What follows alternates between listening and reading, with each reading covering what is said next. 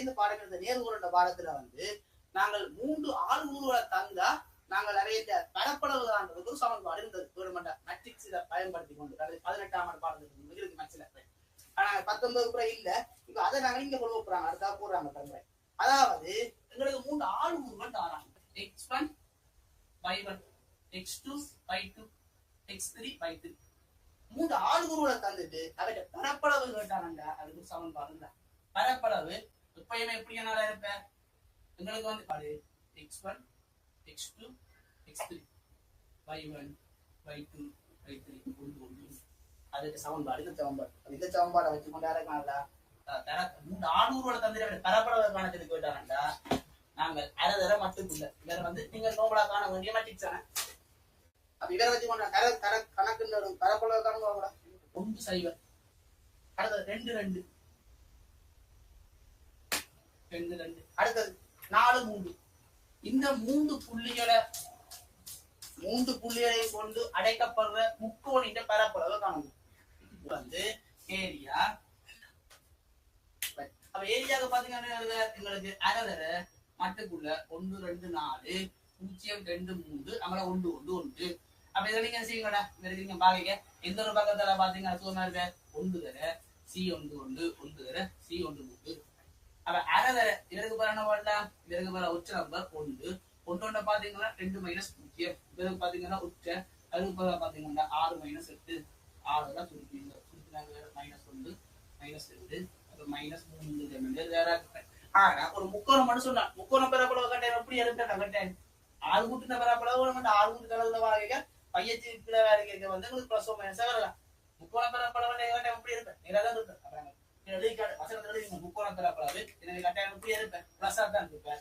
எனவே அதை வந்து என்ன இருப்பேன் எங்களுக்கு 3 இருப்பேன்.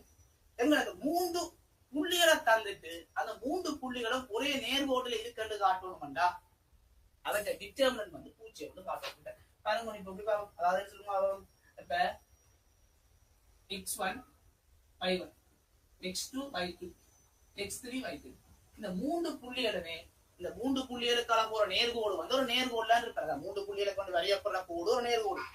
அப்ப நேர்கோடா இருக்கணும் வந்தா அவர் வந்து எப்படியான ஆளை சொல்லுங்க. அப்ப நேர்கோடா இருக்கணும் நீங்க செஞ்சுமா டிட்டர்மினன்ட்டா காணுவீங்களா எவ்வளவு காணுவீங்க தரப்பட்ட புள்ளியில determinant x1 x2 x3 y1 y2 y3 டிட்டர்மினன்ட்டா காணுவீங்க. இவர் வந்து 0க்கு சமனா இருந்துட்டா இந்த கோடுகள்லாம் வந்து இருக்க சொல்லுங்க. அப்புறம் இந்த x1 y1 x2 y2 x3 y3 இதெல்லாம் ஒரே நேர்கோடு இருக்கு. அப்ப ஏதாவது ஒரு நேர்கோடு இருக்கிறது காட்டணும்னா அந்த 3 பேர் டிட்டர்மினன்ட் எப்படி கண்டு போட்டு 0 காட்டு போட்டா அந்த 3 பேருமே ஒரே நேர்கோடு இருக்கிறது காட்டிக்கொள்ளலாம். சரி இதுவே x1 y1 புள்ளிதாரன் x2 y2 ஒரே புள்ளிதாரன் இதற்கான நேர்கோடா போகக்கூடிய சமன்பாடை காணும்போது xy x1 இந்த ஒரு புள்ளிதாரன் இந்த ஒரு புள்ளிதாரன் இவருக்கால வரையக்கூடிய நேர்கோட்டுல சமன்பாடை கேட்கிறான். உங்களுக்கு வடிவா தெரியுமா ஏல வடிச்சிருப்பீங்க ஒரு நேர்கோட்டு சமன்பாடு கட்டாயம் எம் மாவடி காணும் சி என்ற மாவடி காணும் படித்திறன் வெட்டு துண்டு 2 தெரியா கடி 2 சமன்பாடு படித்திறனுக்கு பதில் காணுவீங்க ஒரு 3 புள்ளிகள் இருந்து தெரிஞ்சா படித்திறனுக்கு பதிலா பையால் உருவான வித்தியாசத்துக்கு எக்ஸால் உருவான வித்தியாசம் காணுவீங்க. சி என்றது வெட்டு துண்டு அதை வச்சு காணலாம். இதற்கு நீங்க என்ன மேட்ரிக்ஸை வச்சு கொண்டு காணுங்க சொல்லுங்க. அப்போ நீங்கள் அந்த சமன்பாடை வச்சு கொண்டு காணிக்க வந்து இவற்ற சமன்பாடை காணிக்கலாம். நேர்கோட்டு சமன்பாடிய 2 முட்டை தான் பெறப்போத 2 புள்ளியில வச்சு கொண்டு சமன்பாடை காணலாம். நாங்க மேட்ரிக்ஸ்ல அதுக்கான பொது சமன்பாடை காண்றதுக்கு என்ன செய்வீங்க சொல்லுங்க. அப்போ நீங்கள் காண வேண்டிய அளவு x5 வைப்பீங்க. அந்த ஆக்கள x1 y1 மற்ற x2 y2 இதுல செய்யலாம். அவங்களுக்கு நேர்கோட்டுல வருதுன்னா கட்டாயம் எப்படியா இருக்கணும் x into x1 into x2 y into y1 into y2 இதுல நிரப்பட்ட எல்லாம் என்ன இருக்கணும் நேர்கோடாவே வேற டிட்டர்மினன்ட் 0 வரணும். அப்ப தரப்பட்ட 3 புள்ளிகள் இவர் வந்து நேர்கோடுல இருக்கண்டா தரப்பட்ட டிட்டர்மினன்ட் வந்து 0 இருக்கணும் நிபந்தனை. இதை வச்சுக்கொண்டு நாங்க செய்யலாம் x5 தொடர்பு எடுக்கலாம்.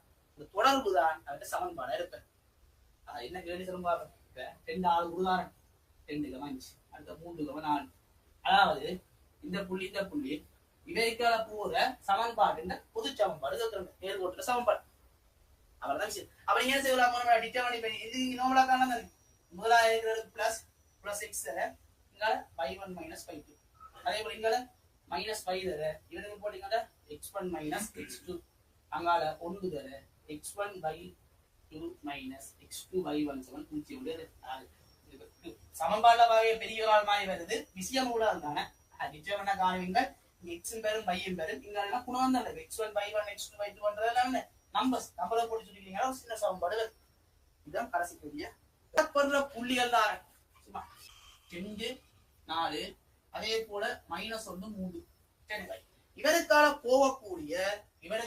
போகக்கூடிய நேர்கோட்டுல சமன்பாட்டை மேட்ரிக்ஸை வச்சு கொண்டு காணுது உங்களை காணலாம் ரெண்டு சமன்பாடு தெரியும் என்ன செய்வீங்க நீங்க ஒரு வைக்க பாக்கீங்க பையால் வித்தியாசத்துக்கு எக்ஸால் வித்தியாசம் கொண்டு படத்துல காட்டுறீங்க சரி அப்ப நீங்க நோமலா காணிக்க என்ன செய்வீங்க அப்ப நான் காண வேண்டிய சமன்பாடு x y ஆறு கொண்டு வச்சுக்கணும் அந்த தரப்பட்ட நேர்கோட்டில் இருக்கக்கூடிய ஜாதாயிரம் ஒரு புள்ளிட்டு ஆறு கூட x சம y அப்ப நீங்க என்ன செய்யலாம் x 2 -1 இங்க y 2க்கு பதிலா 4 3 1 1 1 இதுல கூட மாறி போறோம் இல்லையா இங்க 2 போட்டிங்கன்னா பக்கத்துல அதுல வையாறு கூட கொண்டு போகணும் இங்க நீங்க மாத்தி விட்டீங்கன்னா இப்படி மாறி போட்டுக்கும் அது நீங்க அதட்டா பார்த்து போற முடியா அப்ப நீங்க என்ன செய்யலாம் டிட்டர்மினன்ட் பூச்சிய மாதிரி இருக்கக்கூடிய மாதிரி காணுவீங்கள் அதுக்கு பூச்சிய அப்படிதான் ஜூம் எடுக்கலாம் இவ்வளவு x தர அதை டிட்டர்மினன்ட் 4 -3 அடுத்து பிளஸ் அடுத்து மைனஸ் இருக்கு 5 தர 2 -1 அடுத்து 1 தர 6 மைனஸ் அங்க -4 7 பூச்சியம் சொல்லிக்கிறீங்க அந்த x -3 by plus 10